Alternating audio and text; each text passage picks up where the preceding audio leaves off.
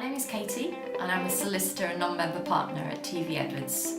I'm also Deputy Head of the Social Welfare Department, and social welfare covers areas such as housing, community care and public law.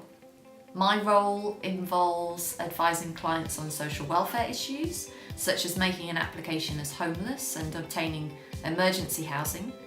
I represent people in court proceedings, including where their home is at risk or where they need to put pressure on their landlord to get repairs done in their home. I also help young people with getting support from social services, for instance where they've been leaving care. I also act as duty solicitor at the local court where we act for occupiers on a very long list of possession cases, and that's to try to stop them from being evicted as well.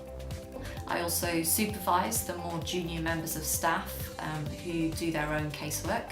I monitor file reviews for the department to make sure that we're all complying with quality assurance schemes and the legal aid contract rules.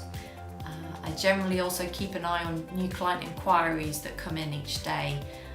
And finally, I support Jane, who's our head of department, in her role as well. At the end of that placement, I decided that I wanted to qualify as a solicitor rather than a social worker, and then started the legal practice course.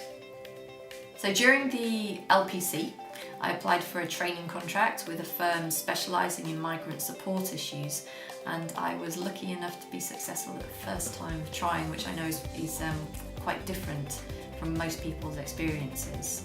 I then trained with that firm for 2 years, and I did work such as welfare benefits, housing and community care work. It's work that I continue to do to this day. At the end of the training contract, I joined a more mainstream housing practice. I was there for about 3 years before joining TV Edwards, and that was just over 2.5 years ago now. There is ongoing training at TV Edwards because we need to make sure that we're kept up to date with the latest developments, case law, primary, secondary legislation and so on. We subscribe to Westlaw. We also are kept updated by way of housing law websites, email bulletins. We're quite lucky in that lots of barristers we work with will put on free seminars to keep us in touch with what's happening or to discuss tactics and tips for how to get good outcomes for our clients.